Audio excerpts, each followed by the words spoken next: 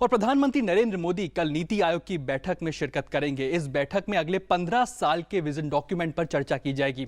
आज नीति आयोग की एक अहम बैठक में नीति आयोग के उपाध्यक्ष अरविंद पानागड़िया ने कहा कि अच्छे मॉनसून के चलते इस वित्त वर्ष के अंदर जीडीपी 8% की रफ्तार से विकास कर सकती है। प्रधानमंत्री नरेंद्र मोदी गुरुवार को नीति आयोग के 15 वर्ष के विजन दस्तावेज पर विचार विमर्श के लिए नीति आयोग की बैठक में भाग लेंगे।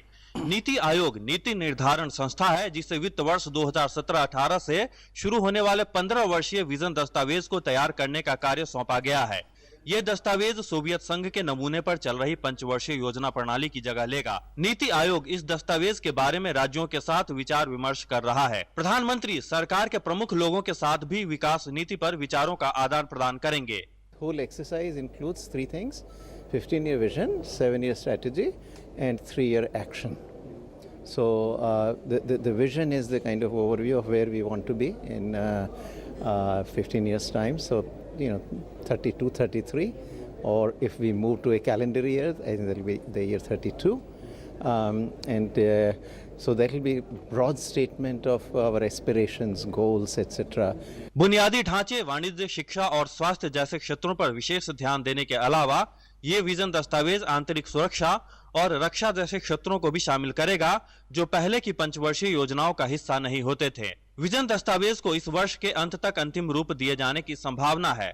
इस बीच नीति आयोग के उपाध्यक्ष अरविंद पानागड़िया ने आशा व्यक्त की है कि अच्छे मॉनसून की संभावना को देखते हुए इस वित्त वर्ष में विकास की दर 8% से ऊपर रह सकती है। We can expect some pretty robust agricultural growth, and so if for example agricultural growth does pan out along those lines that we saw in the last two following last two back-to-back droughts, then even say if it's 8% or so. 15 वर्षीय vision दस्तावेज के अलावा NITI Aayog railway budget को समाप्त करने और चालू वित्त वर्ष को अप्रैल से मार्च तक चलाने की बजाय कैलेंडर वर्ष में बदलने जैसे प्रस्तावों के पक्ष में है। सिद्धांत सिब्बल की रिपोर्ट, डीडी न्यूज, दिल्ली।